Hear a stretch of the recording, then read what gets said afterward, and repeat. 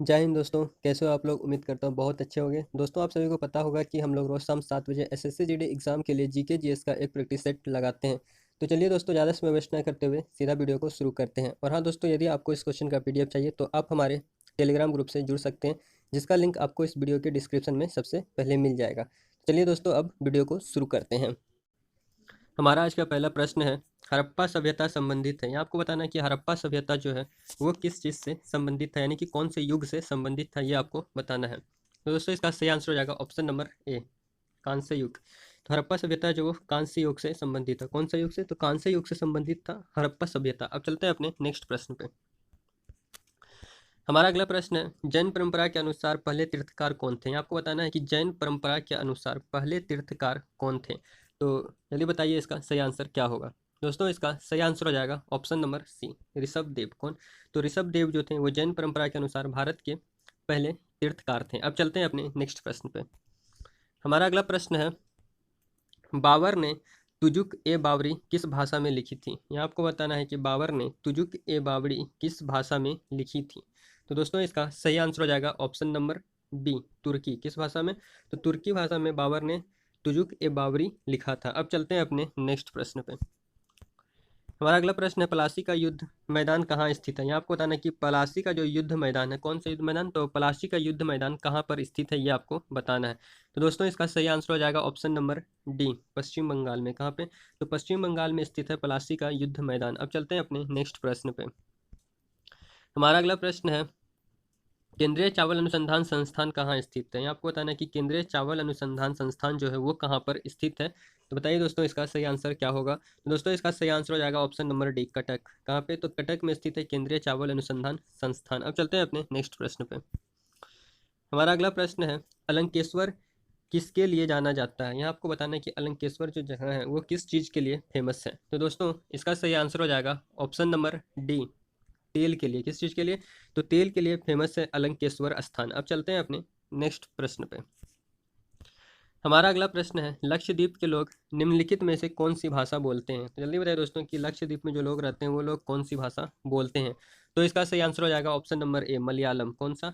तो मलयालम भाषा बोलते हैं जो लोग लक्षद्वीप में रहते हैं। अब चलते हैं अपने नेक्स्ट प्रश्न पे।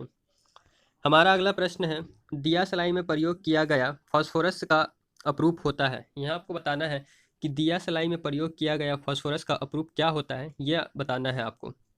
जल्दी बताइए दोस्तों, इसका सही आंसर क्या हो जाएगा। तो दोस्तों, इसका सही आंसर हो जाएगा ऑप्शन नंबर बी, लाल फास्फोरस। किसका? तो लाल फास्फोरस होता है दिया सलाई में प्रयोग किया जाने वाला फास्फोरस। कौन सा फास्फोरस? तो लाल फास्फोरस होता है जो कि दिया सलाई में प्रयोग किया जाता है। अब चलते हैं अपने नेक्स्ट प्रश्न पे। हमारा अगला प्रश्न है, ज्वार नियंत्रण में सहायक औषधि का नाम बताएं। तो जल्दी बताओ दोस्तों कि ज्वार नियंत्रण में सहायक औषधि का नाम क्या होता है, ये आपको बताना है। तो दोस्तों, इसका सही आंसर हो जाएगा ऑप्शन नंबर सी, पैरासीटामोल। क्या? तो पैरासीटामोल जो है वो ज्वार नियंत्रक में सहायक औषधि यानी कि दवाई है। अब चलते हैं अपने नेक्स्ट प्रश्न पे। हमारा अगला प्रश्न है, वनस्पति तेलों का घी में परिवर्तन कैसे होता है। यहाँ आपको बताना है कि वनस्पति तेल जो है उसका घी में परिवर्तन कैसे होता है, ये बताना है आपको। तो दोस्तों, इसका सही आंसर हो जाएगा ऑप्शन नंबर डी, हाइड्रोजनीकरण के द्वारा। किसके द्वारा? तो हाइड्रोजनीकरण के द्वारा वनस्पति तेलों का घी में परिवर्तन किया जाता है। अब चलते हैं अपने नेक्स्ट प्रश्न पे। हमारा अगला प्रश्न है, समुद्री शैवाल में क्या होता है। यहाँ आपको बताना है कि समुद्री शैवाल जो होता है उसमें क्या होता है। जल्दी बताइए दोस्तों। दोस्तों, इसका सही आंसर हो जाएगा ऑप्शन नंबर बी, आयोडीन। क्या? तो समुद्री शैवाल में आयोडीन होता है, इस कारण से समुद्र का जो पानी होता है वो बहुत ज़्यादा नमकीन होता है। अब चलते हैं अपने नेक्स्ट प्रश्न पे। हमारा अगला प्रश्न है, सेल्यूलोज निम्नलिखित में से किसका मुख्य घटक है। यहाँ बताना आपको कि सेल्यूलोज जो है वो निम्नलिखित में से किसका मुख्य घटक है। तो दोस्तों, इसका सही आंसर हो जाएगा ऑप्शन नंबर ए, कोशिका भित्ति। किसका? तो कोशिका भित्ति का मुख्य घटक है कौन? तो सेल्यूलोज। अब चलते हैं अपने नेक्स्ट प्रश्न पे।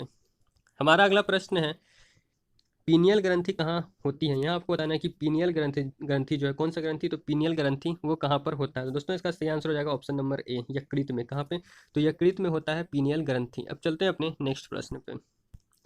हमारा अगला प्रश्न है, सूक्ष्म अर्थशास्त्र का संबंध होता है। यहाँ आपको बताना है कि सूक्ष्म अर्थशास्त्र यानी कि छोटा अर्थशास्त्र का संबंध किससे होता है, ये आपको बताना है।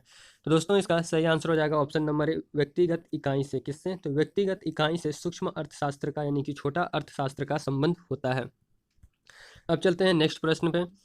हमारा अगला प्रश्न है, मछली किनकी रचना है। यहाँ बताना है कि मछली एक जो है वो किसकी रचना है, ये आपको बताना है। तो दोस्तों इसका सही आंसर हो जाएगा option number A, Vinod Kumar Shukla का। किसका?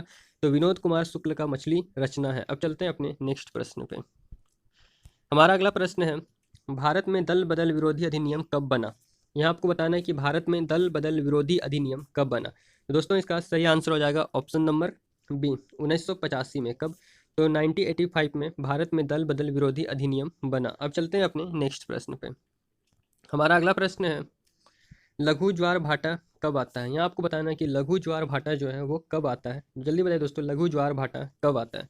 दोस्तों इसका सही आंसर हो जाएगा ऑप्शन नंबर सी, सप्तमी या अष्टमी के दिन। कौन सा दिन? तो सप्तमी या अष्टमी के दिन लघु ज्वार भाटा आता है। अब चलते हैं अपने नेक्स्ट प्रश्न पे। हमारा अगला प्रश्न है, सौराष्ट्र की सुदर्शन झील का निर्माण किसने करवाया था? यहाँ आपको बताना है कि सौराष्ट्र की सुदर्शन झील, कौन सा झील? तो सुदर्शन झील का निर्माण किसने करवाया था? तो इसका सही आंसर हो जाएगा ऑप्शन नंबर ए, चंद्रगुप्त मौर्य ने। किसने? तो चंद्रगुप्त मौर्य ने सौराष्ट्र की सुदर्शन झील का निर्माण करवाया था, और गुप्त वंश के संस्थापक भी चंद्रगुप्त मौर्य हैं। अब चलते हैं अपने नेक्स्ट प्रश्न पे। हमारा नेक्स्ट प्रश्न है, पूर्व का मैनचेस्टर किसे कहा जाता है? यहाँ आपको बताना है कि पूर्व का मैनचेस्टर किसे कहा जाता है, बताइए दोस्तों। दोस्तों इसका सही आंसर हो जाएगा ऑप्शन नंबर डी, ओसाका। किसे?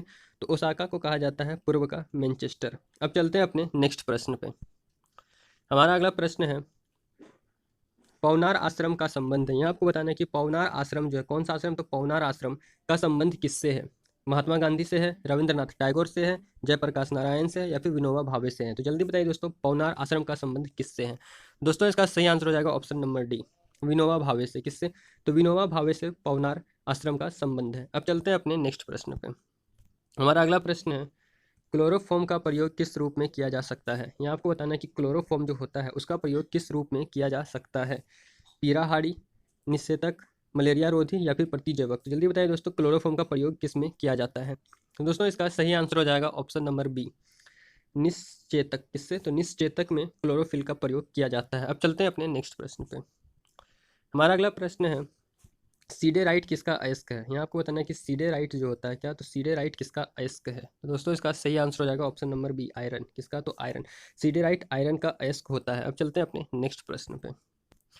हमारा अगला प्रश्न है, मीराबाई का जन्म कहाँ हुआ था? यहाँ आपको बताना है कि मीराबाई जो थी उनका जन्म कहाँ पर हुआ था। दोस्तों इसका सही आंसर हो जाएगा ऑप्शन नंबर डी, राजस्थान में। कहाँ पे? तो राजस्थान में हुआ था मीराबाई का जन्म। अब चलते हैं अपने नेक्स्ट प्रश्न पे।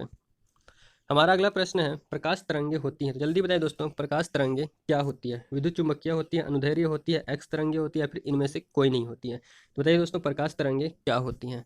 तो इसका सही आंसर हो जाएगा ऑप्शन नंबर ए, विद्युत चुम्बकीय। क्या? तो विद्युत चुम्बकीय होती है प्रकाश तरंगे। अब चलते हैं अपने नेक्स्ट प्रश्न पे। हमारा अगला प्रश्न है, एक तरंग की आवृत्ति एवं आवर्तकाल का गुणनफल होता है। यहाँ आपको बताना है कि एक तरंग जो होती है उसकी आवर्ती और आवर्तकाल का गुणनफल क्या होता है, ये आपको बताना है। जल्दी बताइए दोस्तों, क्या होता है? 10 होता है, 1 होता है, 100 होता है, या फिर इनमें से कोई नहीं होता है? तो इसका सही आंसर हो जाएगा ऑप्शन नंबर बी, एक तरंग का आवर्ती जो है, आवर्ती एवं आवर्तकाल का जो गुणनफल है वो 1 होता है। अब चलते हैं अपने नेक्स्ट प्रश्न पे। हमारा अगला प्रश्न है, प्रच्छन्न बेरोजगारी का सामान्यतः अर्थ होता है। यहाँ आपको बताना है कि प्रच्छन्न बेरोजगारी, कौन सा बेरोजगारी? प्रच्छन्न बेरोजगारी का सामान्यतः अर्थ यानी कि मतलब क्या होता है, ये आपको बताना है। तो दोस्तों इसका सही आंसर हो जाएगा ऑप्शन नंबर सी, श्रमिक की सीमांत उत्पादकता शून्य है। यहाँ आपको बताना है कि श्रमिक की सीमांत उत्पादकता शून्य है। प्रच्छन्न बेरोजगारी का सामान्यतः अर्थ यही होता है। अब चलते हैं अपने नेक्स्ट प्रश्न पे। हमारा अगला प्रश्न है, निम्नलिखित में से कौन सा अप्रत्यक्ष कर है? यहाँ आपको बताना है कि निम्नलिखित में से कौन सा अप्रत्यक्ष कर है।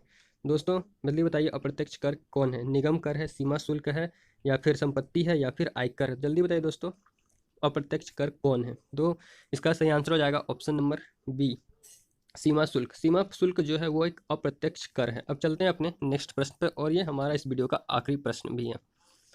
तो बताइए दोस्तों, माउंट बेटन योजना क्या है? यहाँ आपको बताना है कि माउंट बेटन योजना जो है वो क्या है, ये बताना है आपको। जल्दी बताइए, माउंट बेटन योजना क्या है? तो इसका सही आंसर हो जाएगा ऑप्शन नंबर सी, भारत विभाजन की मांग को स्वीकार करना। माउंट बेटन योजना जो थी वो भारत विभाजन की मांग को स्वीकार करना, ये माउंट बेटन योजना थी। तो दोस्तों हमारा वीडियो यहीं पर समाप्त होता है। उम्मीद करता हूँ आपको ये क्वेश्चन अच्छे लगे होंगे। अगर आपको लगता है कि ये क्वेश्चन आपके एग्जाम के लिए हेल्पफुल है, तो वीडियो को लाइक कर दें, और अभी तक आपने चैनल को सब्सक्राइब नहीं किया है तो चैनल को सब्सक्राइब भी कर दें, और हो सके तो अपने दोस्तों में इसे शेयर भी कर दें। और हाँ दोस्तों, यदि आपको इस क्वेश्चन का पीडीएफ चाहिए तो आप हमारे टेलीग्राम ग्रुप से जुड़ जाइए, जिसका लिंक आपको इस वीडियो के डिस्क्रिप्शन में सबसे पहले देखने को मिल जाएगा। तो चलिए दोस्तों, अब मिलते हैं अपने नेक्स्ट वीडियो में, तब तक के लिए जय हिंद, वंदे मातरम।